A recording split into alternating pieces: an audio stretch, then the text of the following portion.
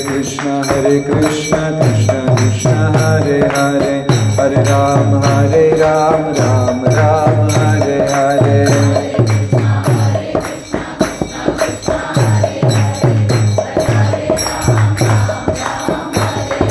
हरे कृष्ण कृष्ण कृष्ण हरे हरे, हरे राम राम राम हरे हरे।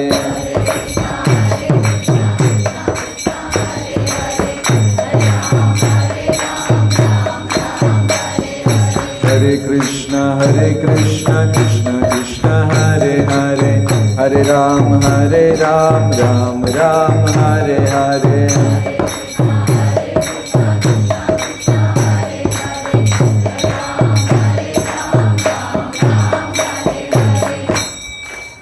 श्री गौरंग महाप्रभु की, श्री श्री मदन गोपाल जी की। हरे कृष्णा।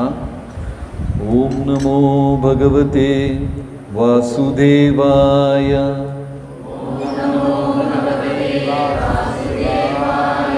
ओम नमो भगवते वासुदेवाय।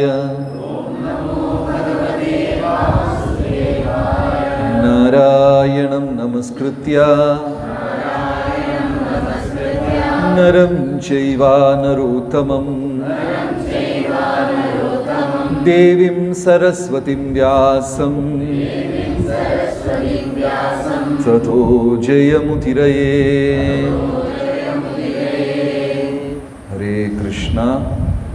എല്ലാവർക്കും എൻ്റെ വിനീതമായ പ്രണാമം. നമ്മൾ ഇവിടെ സീമന്ത ദ്വീപിൻ്റെ ഒരറ്റത്ത്, ഇവിടെ മദൻ ഗോപാൽജിയുടെ മുറ്റത്താണ് ഇരിക്കുന്നത്. എല്ലാവർക്കും മദൻ ഗോപാൽജിയെ ഇഷ്ടമായോ? ഇഷ്ടമായി അല്ലേ? കുറച്ച് കേരളം പോലെ ഉണ്ട് വീട്ടിലൊക്കെ ഉള്ളത്, അതുകൊണ്ട് ഇഷ്ടമായി. ശരി. അതായത് ഞാൻ ഇന്ന് രാവിലെയും പറഞ്ഞു, ഇന്നലെയും പറഞ്ഞു, ഓർമ്മയുണ്ടോ എന്ന് നോക്കട്ടെ. സീമന്ത ദ്വീപ് ആരുടെ ദ്വീപാണ്? നല്ല കഥയായി. പാർവതി ദേവി, മഹാദേവന്റെ സ്ഥലമാണ് സീമന്ത്. ഇവിടെ പഞ്ചവക്ത്ര തില, അതായത് പഞ്ചവക്ത്ര എന്ന് വെച്ചാൽ 5 മുഖം. ബ്രഹ്മാവിന് 4 തല അല്ലേ? പക്ഷെ യഥാർത്ഥത്തിൽ മഹാദേവന് മൊത്തം എത്ര തലയായിരുന്നു? 5 തല ഉണ്ടായിരുന്നു. അതുകൊണ്ട് കീർത്തനങ്ങൾ പോലും ചൊല്ലാറുണ്ട്.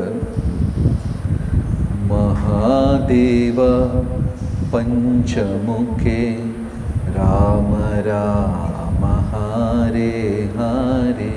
മഹാദേവന് എത്ര മുഖമാണ്? 5 മുഖം. ആ 5 മുഖത്തിലും എന്താ ചെയ്യുന്നത്? രാമ രാമ ഹരേ ഹരേ എന്ന കീർത്തനം ചൊല്ലാണ്. ബ്രഹ്മ ബോലെ ചാതുർമുഖേ കൃഷ്ണ കൃഷ്ണ ഹരേ ഹരേ, മഹാദേവ പഞ്ചമുഖേ രാമ രാമ ഹരേ ഹരേ. ബ്രഹ്മ എന്താ ചെയ്യുന്ന? 4 മുഖത്തിൽ കൃഷ്ണ കൃഷ്ണ ഹരേ ഹരേ എന്ന് മന്ത്രം ചൊല്ലുന്നു. മഹാദേവൻ 5 മുഖത്തിൽ രാമ രാമ എന്ന മന്ത്രം ചൊല്ലും. എന്താ ഇതിൻ്റെ അർത്ഥം എന്ന് ചോദിച്ചാൽ, ഉച്ചയ്ക്ക് നിങ്ങളെല്ലാവരും പ്രസാദം കഴിച്ചു. ഇഷ്ടമായോ? ഇഷ്ടമായി. നമുക്ക് ഒരുപാട് ഇഷ്ടമായെങ്കിൽ നമ്മൾ എന്ത് പറയും? എങ്ങനെ ഉണ്ടായിരുന്നു ഭക്ഷണം? കൊള്ളാം കൊള്ളാം കൊള്ളാം 2-3 പ്രാവശ്യം പറയോ ഇല്ലേ? എങ്ങനെ ഉണ്ടായിരുന്നു? നന്നായിരുന്നു നന്നായിരുന്നു 1-2 പ്രാവശ്യം പറയും. ആനന്ദം വർദ്ധിക്കുന്ന സമയത്ത് നമ്മൾ ഒരു കാര്യം പലവട്ടം പറയും. മഹാദേവൻ ഇവിടെ ഇരുന്നിട്ട് സദാസമയവും ഗൗരകഥ. കേരളത്തിൽ അങ്ങനെ ഒരു ചൊല്ലുണ്ട്. എന്താണ്? അവൻ 4 നാവുള്ളത് പോലെയാണ് സംസാരിക്കുന്നത് എന്ന് പറഞ്ഞു കേട്ടിട്ടുണ്ടോ? ഇല്ലേ?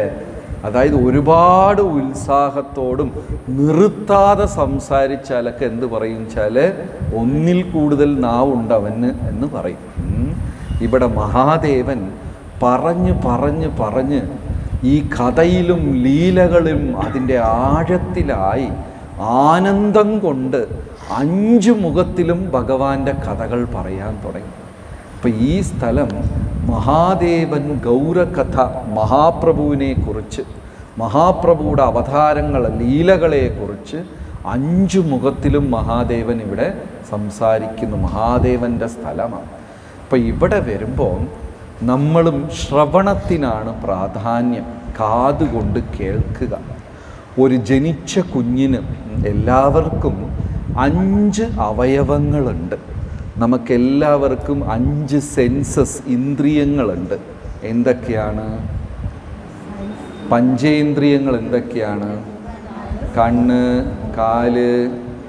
കാലില്ല, ശരി, കണ്ണ്, മൂക്ക്, ചെവി, നാവ്, സ്പർശനം, 5. ഒരു മനുഷ്യന് ഒരുപാട് ഇന്ദ്രിയങ്ങളുണ്ട്. ഇതിൽ ഏറ്റവും ബലവത്തായതും അതേസമയം ബലഹീനമായതുമായ ഏത് ഇന്ദ്രിയമാണ്? നമ്മുടെ വളരെ പ്രശ്നമുള്ള ഒരു ഇന്ദ്രിയമുണ്ട്. ഏതാണ്? അതെല്ലാവർക്കും അറിയാം. എന്നാൽ അതല്ല സത്യം. വളരെ പവർഫുൾ ചെവിയാണ്. ചെവി എന്തെന്ന് വെച്ചാൽ, ഏതാണോ നിരന്തരം നമ്മൾ കേൾക്കുന്നത് അത് ക്രമേണ എൻ്റെ ഉള്ളിൽ അത് സൃഷ്ടിക്കപ്പെടും. അപ്പോൾ എന്തിനെ കൂടുതൽ നിയന്ത്രിക്കണം? എന്ത് വിഷയമാണ് കേൾക്കുന്നത് അത് വളരെ കെയർഫുള്ളായി ശ്രദ്ധിച്ചിരിക്കണം. എന്താ നമ്മൾ കേൾക്കുന്നതെന്നുള്ളത്. ഇപ്പോൾ നിങ്ങൾ 2 സിനിമ കാണുന്നു. ഒരു സിനിമയിൽ ശബ്ദമേ ഇല്ല, ഒരു സൗണ്ടും ഇല്ല. ഒരാളെ കത്തി കൊണ്ട് കുത്തുന്നു, അയാൾ വീഴും, നിങ്ങൾ കണ്ടു, ശബ്ദമൊന്നുമില്ല. ഇനി ഒരു സിനിമ കണ്ടു, അവിടെ പിക്ചറൊന്നുമില്ല, ശബ്ദം മാത്രം, ഒന്നും കാണുന്നില്ല, ശബ്ദം മാത്രം. ഞാൻ നിന്നെ കുത്താൻ പോകും, ചതക്. ഉടനെ അയാൾ, അയ്യോ എന്നെ കൊല്ലല്ല. ഇപ്പം 2 ചിത്രത്തിൽ നിങ്ങളെ സ്വാധീനിച്ചത് ഏതാണ്? ചിത്രമാണോ ശബ്ദമാണോ? ശബ്ദമാണ്. അപ്പോൾ ഇത് എവിടെയാണോ അധികം ഉപയോഗിക്കുന്നത് അതെൻ്റെ ബോധമായി മാറും. കെയർഫുള്ളി ഉപയോഗിക്കണം. രാവിലെ തൊട്ട് കുറ്റം പറയുക, പരദൂഷണം പറയുക, വിമർശിക്കുക, ഇതെല്ലാം ചെയ്തുകൊണ്ടിരുന്നാൽ ഈ ചെയ്യുന്നത് മുഴുവനും നമ്മുടെ ഉള്ളിലായി പോകും. ഇപ്പം മണി 7 ഇന്നത്തെ ദിവസം കുറ്റം പറഞ്ഞ ആരെങ്കിലും ഇവിടെ ഉണ്ടോ? ആരുമില്ല. എല്ലാവരും പറഞ്ഞു. അതായത് ഞാൻ പറഞ്ഞെന്ന് പറഞ്ഞാൽ ഒറ്റപ്പെട്ടു പോകുമല്ലോ. എല്ലാവരും പറഞ്ഞു, അതിൽ ഞാനും പെടും. അപ്പം ഇത് വളരെ സൂക്ഷിക്കണം. ശൃണ്വതാം സ്വകത കൃഷ്ണ പുണ്യശ്രവണ കീർത്തന. അതുകൊണ്ട് ഇതിനെ കൂടുതൽ എന്തിലുപയോഗിക്കണം? ഭഗവാനെക്കുറിച്ച്. ഭഗവത്ഗീതയിൽ അർജുനൻ പറയുന്നു, ഭഗവാൻ തന്നെ പറയുന്നു, എൻ്റെ ഭക്തന്മാർ കഥയന്തശ്ച മാം നിത്യം തുഷ്യന്തി ച രമന്തി ച. എൻ്റെ കഥകൾ പറഞ്ഞ് ആനന്ദം അനുഭവിക്കും. ആലോചിച്ച് നോക്കൂ, ഇന്ന് ഞായറാഴ്ച നിങ്ങൾ വീട്ടിലാണെങ്കിൽ ഇതുപോലെ 7 മണിക്ക് തുള്ളിച്ചാടോ? വീട്ടുകാർ നമ്മളെ എപ്പോൾ ആശുപത്രി കൊണ്ടുപോയി ആക്കിയെന്ന് ചോദിച്ചാൽ, ഇപ്പം ഇവിടെ വന്ന് നമ്മൾ മണി 7 ഞായറാഴ്ച 10-15 തുള്ളുന്നു, 60-70 എല്ലാവരും തുള്ളി കയ്യും കോർത്ത്. ഇപ്പം ഈ ആനന്ദം നമുക്ക് എവിടെ നിന്ന് കിട്ടി? ഭഗവത് കഥകളിൽ. അപ്പം ഇത് മാക്സിമം ഇതിലുപയോഗിക്കണം? ഭഗവാന്റെ കാര്യങ്ങൾ കേൾക്കാൻ വേണ്ടി ഉപയോഗിക്കുക. അപ്പം ഇവിടെ മഹാദേവൻ 5 മുഖത്തിലാണ് എന്ത് ചെയ്യുന്നത്? ഭഗവാന്റെ നാമം ഇങ്ങനെ ആലപിച്ചുകൊണ്ടിരിക്കുന്നത്. അപ്പോൾ ഇവിടെ ഒരു കാലഘട്ടത്ത് ശാക്തേയന്മാർ അധികമായിരുന്നു. ശാക്തേയന്മാർ ശിവഭക്തരും ദേവി ഭക്തരൊക്കെ ഈ ഒരു കാലഘട്ടത്ത് അധികമായിരുന്നു. അപ്പോൾ അവരെന്ത് ചെയ്തു വെച്ചാൽ, ഈ മദനഗോപാൽ ക്ഷേത്രം പോലും ഇവിടെ വരാൻ അനുവദിച്ചില്ല. വന്നാൽ നമ്മുടെ മഹാദേവൻ്റെ പ്രാധാന്യം കുറഞ്ഞു പോകുമോ എന്നവർക്കൊരു പേടി. ആർക്ക്? ശിവഭക്തർക്ക്. ഇപ്പോൾ മദനഗോപാൽജി വന്നു കഴിഞ്ഞാൽ അവരുടെ ഇത് കുറഞ്ഞു പോകും. അതുകൊണ്ട് ഈ ക്ഷേത്രം പോലും വരാൻ അനുവദിച്ചില്ല. മഹാദേവൻ തന്നെ പറഞ്ഞു, എനിക്ക് വേണം. അങ്ങനെ മദനഗോപാൽജിയുടെ ക്ഷേത്രം വന്നു. ഇഷ്ടപ്പെട്ടോ? കുറച്ച് ഇഷ്ടപ്പെട്ടു, നല്ല ഇഷ്ടപ്പെട്ടു. ഈ വിഗ്രഹം 1700 വർഷങ്ങൾക്ക് മുമ്പേ ഇവിടെ കിട്ടിയതാണ്. ഇതാരും ചെയ്തതോ ഒരു ശില്പി കൊത്തിയതോ ഒന്നുമല്ല. 1700 വർഷങ്ങൾക്ക് മുമ്പേ ഇവിടെ ഇത് ലഭിച്ചതാണ്. ഈ വിഗ്രഹം ആർക്കും അറിയില്ല. ഈ വനപ്രദേശങ്ങളിൽ, ഗംഗാതീര പ്രദേശങ്ങളിലിരുന്ന് ലഭിച്ചതാണ്. പക്ഷേ ചൈതന്യ മഹാപ്രഭുയുടെ അമ്മയായ സച്ചിമാതാവിൻ്റെ അച്ഛനായ നീലാംബര ചക്രവർത്തി മഹാപണ്ഡിതനാണ്, വലിയ ജ്യോതിഷ വിദ്വാനും മഹാപണ്ഡിതനുമായ, പിന്നീട് അദ്ദേഹമാണ് ഈ വിഗ്രഹത്തിനെ പൂജിച്ചു വന്നത്. ആര്? നീലാംബര ചക്രവർത്തി, മഹാപണ്ഡിതൻ, ചൈതന്യ മഹാപ്രഭുയുടെ അമ്മയുടെ അച്ഛൻ, മുത്തശ്ശനാണ് ഇത് പൂജിച്ചു വന്നത്. അന്ന് കാലത്തൊക്കെ സമ്പത്ത് എന്ന് പറഞ്ഞാൽ വിദ്യയാണ് സമ്പത്തായി കരുതിയത്. ഒരു വീട്ടിൽ ഭൂമിയുണ്ടോ, പശുക്കളുണ്ടോ, അവർ പഠിച്ചിട്ടുണ്ടോ ശാസ്ത്രമൊക്കെ, അവരെ ആദരിക്കുക. പണമുണ്ടെങ്കിലോ ഇല്ലെങ്കിലോ ഒരു പ്രശ്നമേ അല്ല. നീലാംബര ചക്രവർത്തി തൻ്റെ മകളായ സച്ചിമാതയെ ചൈതന്യ മഹാപ്രഭുയുടെ അച്ഛനായ ജഗന്നാഥ് മിശ്രയ്ക്ക് വിവാഹം ചെയ്തു കൊടുത്തപ്പോൾ ദൈവവിശ്വാസമുണ്ടോ, വേദം പഠിച്ചിട്ടുണ്ടോ, ഇത്രയേ നോക്കിയുള്ളൂ. ഇന്ന് അങ്ങനെ ആരെങ്കിലും പെണ്ണ് കൊടുക്കോ? പഠിച്ചാൽ എന്ത്, പഠിച്ചില്ലെങ്കിൽ, കുളിച്ചാൽ എന്ത്, കുളിച്ചില്ലെങ്കിൽ എന്ത്, കാശുണ്ടോ, എന്താണ് ഇന്ന് നോക്കുക? ശരിയാണോ തെറ്റാണോ? തെറ്റല്ലേ? ശരിയാണ്. ആർക്കും ഒരു ബന്ധമില്ല, ആർക്കും പെൺമക്കളില്ല, ആരും കല്യാണം കഴിച്ചിട്ടില്ല, വേറെ അന്യഗ്രഹത്തിൽ നിന്ന് വന്നിരിക്കുവാണ് എല്ലാവരും. ഇന്ന് കാലത്ത് വിദ്യയ്ക്കാണോ പ്രാധാന്യം, പൈസയ്ക്കാണോ പ്രാധാന്യം? പൈസ. ഈ കാണുന്ന മസ്കറ്റുകാരെല്ലാം 2 കൊല്ലത്തേക്ക് മസ്കറ്റിൽ പോയതാണ്. ചെല്ലുക, എന്തെങ്കിലും കുറച്ച് കാശുണ്ടാക്കുക, കടം വീട്ടുക, തിരിച്ച് നാട്ടിൽ വരിക. 40 തിരിച്ചു വന്നില്ല, ഇല്ലേ? അപ്പോൾ നമുക്ക് എന്ത് വേണം? പൈസ. അന്ന് മഹാപ്രഭുയുടെ കാലത്ത് അതല്ല. വിദ്യ ഉണ്ടോ, വീട്ടിൽ പശുവുണ്ടോ, ഇത് മതി. അയാൾ എങ്ങനെയാണെങ്കിലും, ജഗന്നാഥ മിശ്ര ഒരു ദരിദ്രൻ, ഒരു സാധാരണ ബ്രാഹ്മണൻ. നീലാംബര ചക്രവർത്തി നോക്കി, ദൈവവിശ്വാസമുണ്ട്, ശാസ്ത്രം പഠിച്ചിട്ടുണ്ട്, പണ്ഡിതനാണ്, മകളെ സന്തോഷത്തോട് കൊടുത്തു. ശരി, പോട്ടെ.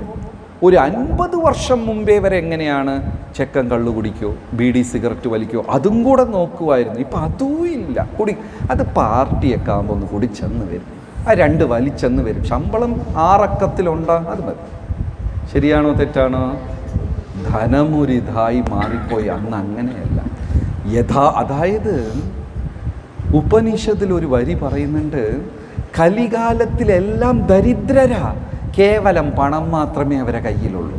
ആ വാക്കിൻ്റെ അർത്ഥം മനസ്സിലായോ?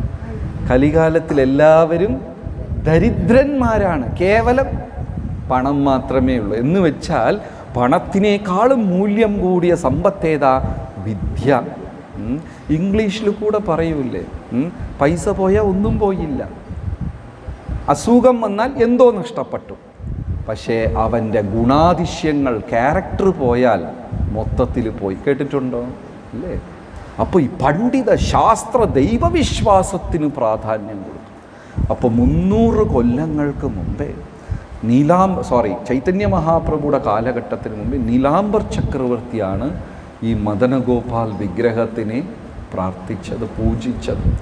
അപ്പം ഇവരുടെ, ഈ നാട്ടുകാരുടെ ഇഷ്ടദൈവം എന്നാ പറയുന്ന മദനഗോപാൽജി ഇവിടെ പ്രാർത്ഥിച്ചത് നടക്കും. നമ്മുടെ ഗുരുദേവൻ പരമപൂജ്യ ജയപതാക സ്വാമി മഹാരാജ്, ഗുരു മഹാരാജ്, അദ്ദേഹത്തിന് ഈ അമ്പലം വളരെ ഇഷ്ടമാണ്. പല വട്ടം അദ്ദേഹം പറഞ്ഞിട്ടുണ്ട്, ഞാനിവിടെ പ്രാർത്ഥിക്കുന്നതെല്ലാം നടന്നിട്ടുണ്ട് എന്നും പറഞ്ഞിട്ടുണ്ട്. എന്ന് വെച്ചാൽ അതെങ്ങനെയാ പറയാം? ഈ നാട്ടിൽ ചിലർ, കേരളത്തിൽ കൂടുതൽ കാണും, ഈ അല്പം ഗമയിൽ നടക്കും, അടുത്ത് പോകാൻ സമ്മതിക്കില്ല. നമ്മൾ ചെന്ന് സംസാരിച്ചാലും അവരൊരു കൊമ്പത്ത് കയറിയിരിക്കും. അങ്ങനെയുള്ള ആൾക്കാരെ പരിചയമുണ്ടോ? ഇല്ലേ? നമ്മളെ അടുക്കില്ല, നമ്മൾ സാധാരണ മനുഷ്യനാവില്ല, എല്ലാവരുടെ ഇടയ്ക്ക് ഇറങ്ങി വരില്ല, എപ്പോഴും ഒരു ഉയരത്തെ തന്നെ ഇരിക്കും. എന്തെങ്കിലും ചോദിച്ചാൽ നോക്കാം, നീ ഒരു കാര്യം ചെയ്യും, മറ്റന്നാൾ വിളിക്കും, പറ്റുമെങ്കിൽ ചെയ്യും. ഇങ്ങനെയൊക്കെ കണ്ടിട്ടുണ്ടോ? പക്ഷേ ഭഗവാൻ എന്താ ചെയ്യാന്ന് വെച്ചാൽ, നാട്ടിലിങ്ങനെ വിഗ്രഹ രൂപത്തിൽ വന്ന്, ഈ അമ്പലത്തിൽ നോക്ക്, വാതിലും ഇല്ല, ജന്നലും ഇല്ല, ഒന്നുമില്ല. ആർക്ക് വേണമെങ്കിലും എപ്പോൾ വേണമെങ്കിലും വരാം. അഥവാ ജനങ്ങൾ വന്നില്ലെങ്കിൽ ഭഗവാൻ എന്ത് ചെയ്യും? രഥോത്സവം, ഉത്സവം എന്ന് പറഞ്ഞ് വർഷത്തിൽ 1-2 പ്രാവശ്യം വെളിയിൽ പോകും. എന്നിട്ടും ജനങ്ങൾ വന്നില്ലെങ്കിൽ എന്ത് ചെയ്യും? അവരുടെ ഹൃദയത്തിൽ കയറിയിരിക്കും. ഇപ്പം നമ്മുടെ ഹൃദയത്തിൽ കൃഷ്ണൻ ഉണ്ടോ ഇല്ലേ? ഉണ്ട്. അപ്പോൾ നമ്മൾ പ്രാർത്ഥിക്കുമ്പോൾ, മൈ റെസ്പെക്റ്റഡ് ലോർഡ്, എൻ്റെ നമസ്കാരം സ്വീകരിച്ചാലും ഈ ഞായറാഴ്ച പനി കാരണം ഞാൻ ലീവ് എടുക്കാം എന്ന് ബഹുമാനത്തോടാണ് സംസാരിക്കുന്നത്. ഹൃദയത്തിലുള്ള കൃഷ്ണൻ്റെ അടുത്ത് നിങ്ങൾ വളരെ റെസ്പെക്റ്റ്ഫുള്ളിയൊക്കെയാണ് സംസാരിക്കുക. ആദ്യം കർപ്പൂരമൊക്കെ കാണിച്ചിട്ടാണ്? അല്ല. സുഹൃതം സർവഭൂതാനാം ജ്ഞാത്വാ മാം ശാന്തിം പൃച്ഛതി. അർജുന, എന്നെപ്പോലെ സുഹൃത്ത് നിനക്ക് വേറെ ആരുമില്ല. സുഹൃത്തിൻ്റെ അടുത്ത് എന്താ റെസ്പെക്റ്റ് അല്ലേ? ഭഗവാൻ ഇറങ്ങി വരിക. അപ്പം അങ്ങനെ ഇറങ്ങി വന്ന ഒരു ഭഗവാനാണ് ആര്? മദൻ ഗോപാൽജി. മദൻ ഗോപാൽജി കി പോരാ സൗണ്ട്. മദൻ ഗോപാൽജി കി. അപ്പോൾ അങ്ങനെ ഇവിടെ ചൈതന്യ മഹാപ്രഭുയുടെ അമ്മ സച്ചിദേവി കുട്ടിക്കാലത്ത് പൂക്കൾ കെട്ടുകയും ഇതെല്ലാം ചെയ്ത് അങ്ങനെ ഇതെല്ലാം ചെയ്ത ഭഗവാന്റെ വിഗ്രഹങ്ങളാണ്. പിന്നീട് വിവാഹം കഴിഞ്ഞ് ചൈതന്യ മഹാപ്രഭുയുടെ അമ്മ അപ്പുറത്ത് ഭാഗത്ത് പോയി, നവദ്വീപ് സൈഡ് പോയി. നമ്മൾ വന്ന് ഈ അന്ന് ഇത്രയൊക്കെ ഉള്ളൂ, 10-20 കിലോമീറ്ററൊക്കെ ഉള്ളൂ, വലിയ വ്യത്യാസമായി പറയുന്നത്. അവിടെ പോയി. എന്നാലും കുട്ടിക്കാലത്ത് ഈ വിഗ്രഹത്തിന് സച്ചി മാതാവിന് മറക്കാനേ പറ്റില്ല. മഹാപ്രഭുവിനെ ഇടയ്ക്ക് ഇവിടെ വിളിച്ചുകൊണ്ട് വരും. അപ്പോൾ മഹാപ്രഭു കുട്ടിക്കാലത്തിൽ വന്ന് പൂജകളും സേവകളും നാമവും ചൊല്ലിയ ക്ഷേത്രമാണ് ഇത്. ഇവിടെ ഈ പ്രദേശത്തിന് നമ്മൾ, നിങ്ങൾക്ക് ഓർമ്മയുണ്ട, ഒരു ഗംഗയുടെ ഒരു ശാഖയും കയറി പാലവും കയറിയാൽ നമ്മളിങ്ങോട്ട് ഈ ഇടവഴിക്കകത്ത് തിരിച്ചത്. അതുകൊണ്ട് ഇതിനെ നാദിയ എന്നാ പറയുക. നാദിയ എന്ന് വെച്ചാൽ ദയ. ദയ എന്ന് വെച്ചാൽ ദയ, കാരുണ്യം, ദയ. ദയ. ഈ സ്ഥലത്തിൻ്റെ പേരെന്താണ്? കാരുണ്യമില്ലാത്ത സ്ഥലം, ക്രൂരമായ സ്ഥലം.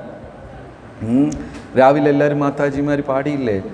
നദിയ ഗോദ്രുമേ നിത്യാനന്ദ മഹാജൻ പാത്തിയാച്ചേ നാമ ഹട്ട ജീവേരാകാരം. നദിയ, ക്രൂരത, ദയയില്ല. എന്തുകൊണ്ടാണ് ഈ സ്ഥലത്തിന് ദയയില്ല, ക്രൂരത എന്ന് പറയുന്നത്? ഇത് അറിഞ്ഞിരുന്നെങ്കിൽ രാവിലെ പാടില്ലായിരുന്നു. എന്തിനാ പറയുന്നത്? മഹാപ്രഭു ഇവിടെ ഇരുന്ന സന്യാസം എടുക്കാൻ തീരുമാനിച്ചത്. ഞാൻ ഇന്നലെ പറഞ്ഞത് ഓർമ്മയുണ്ട്. മഹാപ്രഭു സന്യാസം എടുത്തപ്പോൾ വിഷ്ണുപ്രിയാദേവി എന്തുമാത്രം വിഷമിച്ചു. എല്ലാവരും കേട്ടോ? ഉറങ്ങിയോ? കേട്ടു അല്ലേ? അങ്ങനെ മഹാപ്രഭു സന്യാസം എടുത്തപ്പോൾ ഇവിടെ ഉള്ളവർ ദയയില്ല, ഈ ഭൂമിക്ക് ക്രൂരതയാ. നമ്മളെ വിട്ട് നമ്മളുടെ ജീവനേക്കാളും അധികം പ്രേമമുള്ള മഹാപ്രഭു പിരിഞ്ഞു പോകുന്നു എന്നൊക്കെ ഈ സ്ഥലത്തിന് അവരെന്ത് പേര് വെച്ചു? നാദിയ, ക്രൂരതയില്ലാതെ. പക്ഷേ എന്ത് പറ്റി? മഹാപ്രഭു സന്യാസം എടുത്തിട്ട് വന്ന് എവിടെയോ കേരളത്തിൽ കുറ്റിക്കാട്ടി കിടക്കുന്ന ആൾക്കാരെല്ലാം ഇവിടെ വന്ന് ഹരിനാമം ജപിക്കുന്നു. അപ്പോൾ ദയ ഉണ്ടോ ഇല്ലേ? നമ്മൾ ആലോചിച്ച് നോക്കൂ. നമ്മളൊക്കെ ഭക്തരായത് വലിയ അത്ഭുതമാണ്. കാരണം കേരളത്തിൽ മേലെ പറക്കുന്നത്, ഭൂമിയുടെ അടിയിൽ പോകുന്നത്, അതിൻ്റെ അടിയിൽ പോകുന്നത് എല്ലാം പിടിച്ച് കഴിക്കും. 99% മലയാളികളും മത്സ്യമാംസാദികൾ, മത്സ്യം പ്രത്യേകിച്ചും കഴിക്കും. ശരിയാണോ തെറ്റാണോ? 99% മലയാളികളും മത്സ്യം കഴിക്കും. ബാക്കി 1% കോഴി കഴിക്കും. ചുരുക്കത്തിൽ എല്ലാവരും കഴിക്കും. ശരിയല്ലേ? അങ്ങനെ ഉള്ളപ്പോൾ ചിലരുടെ ചിരിയൊക്കെ നഷ്ടപ്പെട്ടു. ഒന്ന് പരിശോധിക്കേണ്ടിയിരിക്കുന്നു. ഭഗവാൻ പറയുന്നു, മത്സ്യമാംസാദികൾ കഴിക്കുന്ന ഹൃദയത്തിൽ ഞാൻ വസിക്കില്ല. അതുകൊണ്ട് അഥവാ നമ്മുടെ കൂട്ടത്തിൽ ആരെങ്കിലും ഉണ്ടെങ്കിൽ നമ്മൾ നാട്ടിൽ ചെന്നിട്ട് പതുക്കെ ഒരു തീരുമാനം എടുക്കുക. തിരക്കൊന്നുമില്ല, പതുക്കെ തീരുമാനം എടുത്താൽ മതി. ഒരാഴ്ചക്കകം ഒരു തീരുമാനം എടുക്കുക. മത്സ്യമാംസാദികളെല്ലാം ക്രമേണ ഒഴിവാക്കുക. കാരണം വൈഷ്ണവർക്ക്, കൃഷ്ണഭക്തർക്ക് ചേരുന്നതേ അല്ല. മത്സ്യമാംസാദികൾ കഴിച്ചാൽ ഭഗവാൻ ഇഷ്ടപ്പെടുമോ? ഒരിക്കലുമില്ല അല്ലേ? അത് എല്ലാ അന്യമതഗ്രന്ഥങ്ങളിൽ വരെ പറഞ്ഞിട്ടുണ്ട്. ശരി, എനിവേ ഇത് മഹാദേവൻ്റെ സ്ഥലമാണ്, ഭഗവത് കഥകൾ കേൾക്കേണ്ട സ്ഥലമാണ്. ഈ മദനഗോപാൽജി 1700 വർഷം പഴക്കമുള്ള വിഗ്രഹമാണ് ഇതെല്ലാം. ഇവിടെ മദൻ ഗോപാൽജിക്ക് നാമസങ്കീർത്തനം ഇതെല്ലാം വളരെ ഇഷ്ടമാണ്. ഹരേ കൃഷ്ണ.